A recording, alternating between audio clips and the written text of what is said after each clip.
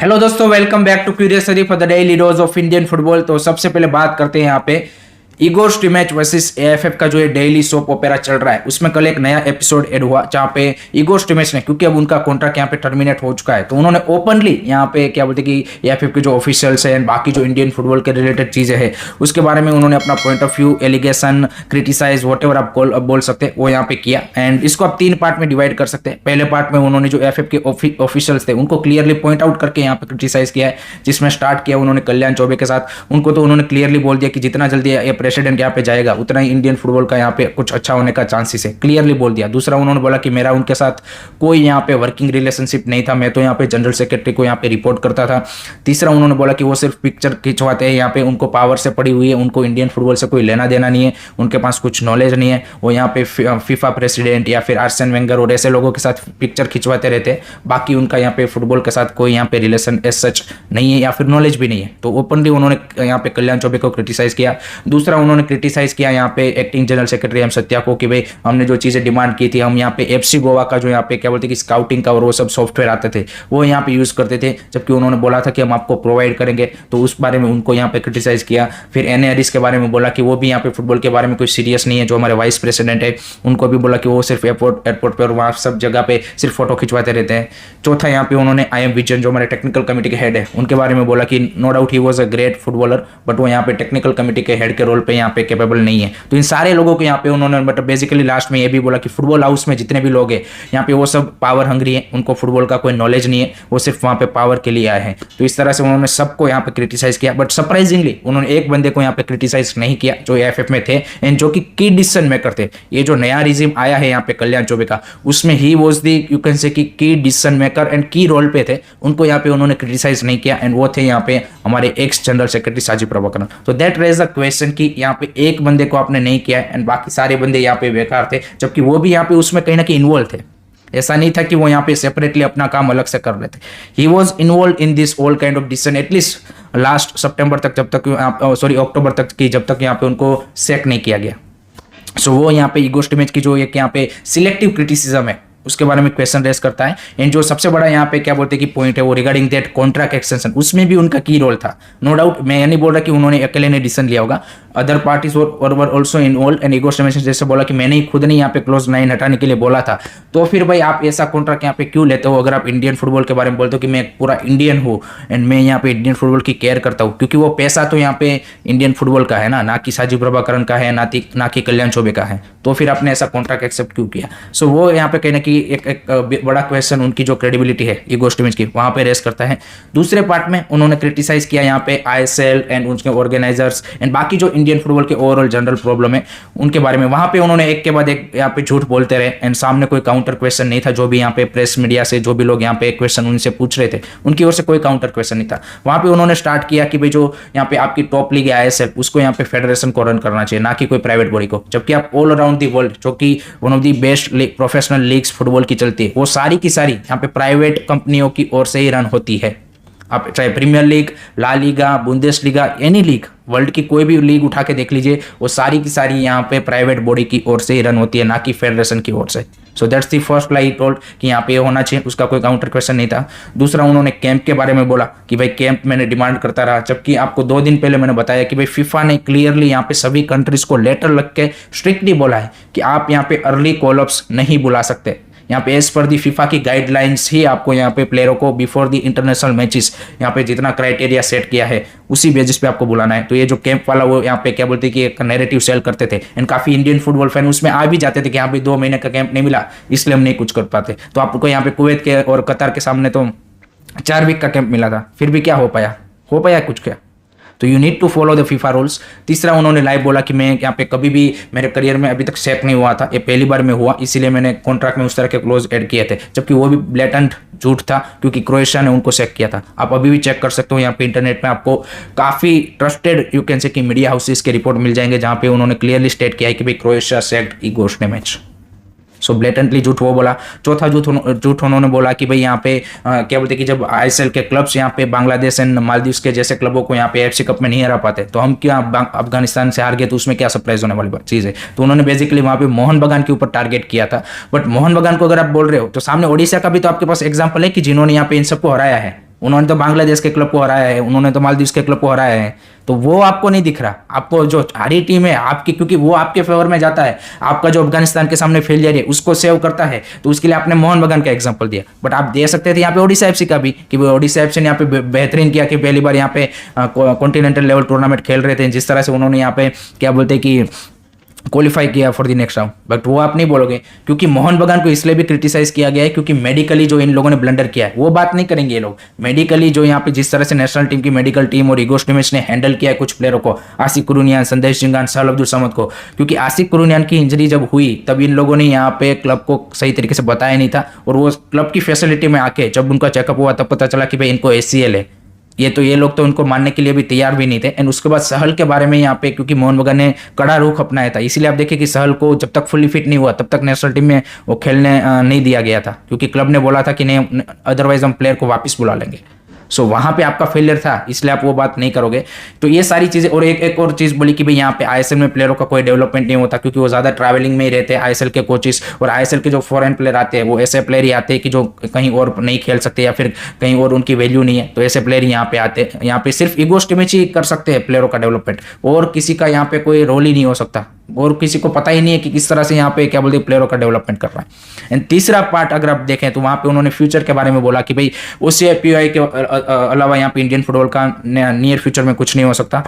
उसके लिए आपको 10-20 साल यहाँ पे क्या बोलते हैं कि वो एक प्लेयर डेवलपमेंट में लग जाएंगे, OCI POI आएंगे तभी यहाँ पे कुछ हो सकता है। इंडियन फुटबॉल इज इम्प्रिजन्ड, उन्होंने ऐसा बोला कि एक जेल में बंद हो चुका है, जबकि बाकी कंट्रीज इसका यूटिलाइज कर रहे हो, जो कि हम सबको पता है कि POI OCI is the need of the hour. But unfortunately आपकी गवर्नमेंट उसके लिए रेडी नहीं है, तो आपको बाकी सोल्यूशन देखने पड़ेगा ना। जो चीज़ नहीं हो रही है उसके लिए तो आपको बाकी सोल्यूशन की ओर जाना पड़ेगा, लेकिन आपको तो एक ही वो एक्सक्यूज दिखता है।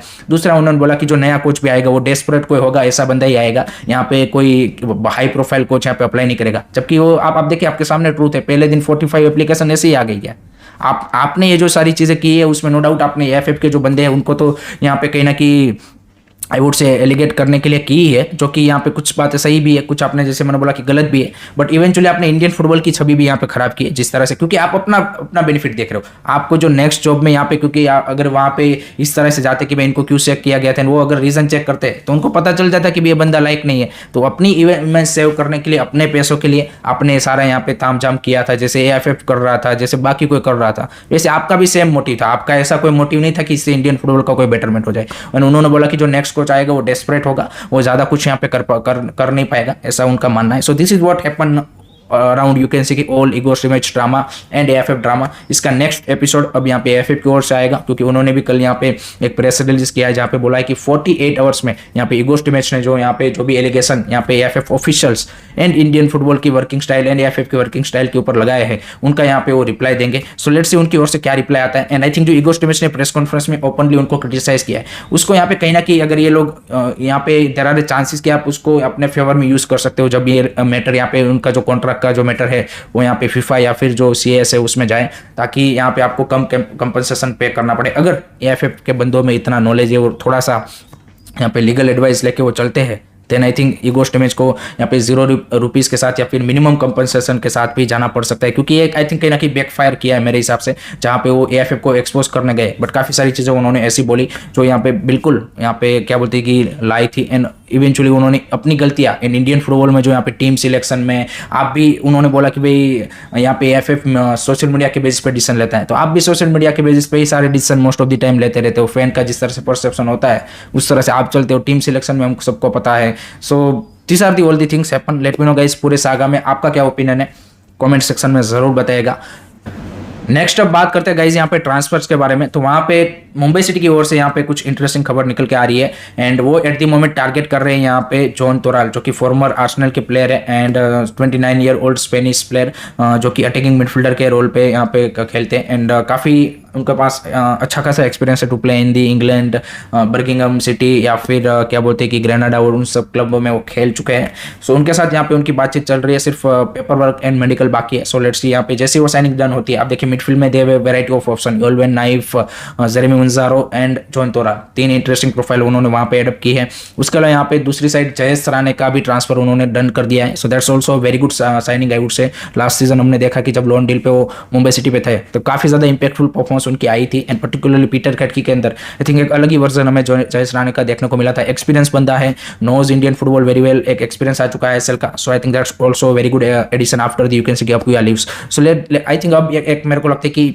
एक दो और मिडफील्डर यहाँ पे वो ऐड करते हैं यहाँ पे, then I think their midfield is settled.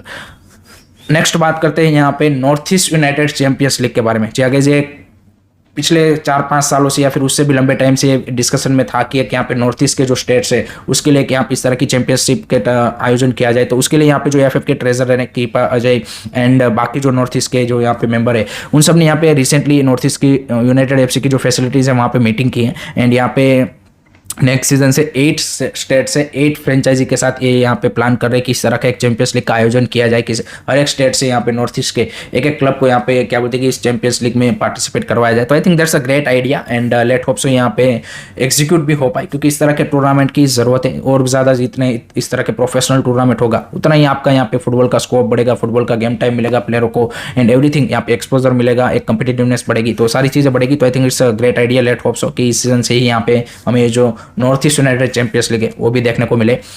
अब बात करते गाइस यहाँ पे एएफएफ का जो यहाँ पे कल हुआ वुमेन्स स्ट्रेटेजी वर्कशॉप उसके बारे में। तो वहाँ पे भाई साइमन टोनेली ने यहाँ पे क्या बोलते कि सभी जो स्टेक होल्डर है उनके साथ मीटिंग की, उनके ओपिनियंस लिए कि भाई किस तरह से वुमेन्स फुटबॉल को यहाँ पे नेक्स्ट 7 to 8 ईयर्स के एक रोड मैप के थ्रू यहाँ पे डेवलप किया जाए, जिसमें यहाँ पे क्या स्ट्रक्चर होना चाहिए, किस तरह से कंपटीशन का स्ट्रक्चर होना चाहिए, किस तरह से वुमेन्स प्लेयर को इन्वॉल्व किया जाए, किस तरह से उनका यहाँ पे जो क्या बोलते हैं कि डेवलपमेंट है उसका क्या प्रोसेस होना चाहिए, एंड कितने एज ग्रुप टूर्नामेंट एंड वो सारी चीज़ें हैं वो यहाँ पे उन्होंने ओपिनियन लिए हैं। एंड बहुत जल्द यहाँ पे एक क्लियर कट प्लान यहाँ पे जो फीफा एंड एएफएफ के जो मेंबर है वो मिलकर यहाँ पे बनाएंगे, एंड देन यहाँ पे जो भी सभी स्टेक होल्डर है, IWL है, आपका साई है, then UN and UNICEF and उन सब के भी मेंबर यहाँ पे इन्वॉल्व हुए थे, क्योंकि वुमेन्स एम्पावरमेंट की काफ़ी ज़्यादा यहाँ पे बात हो रही है।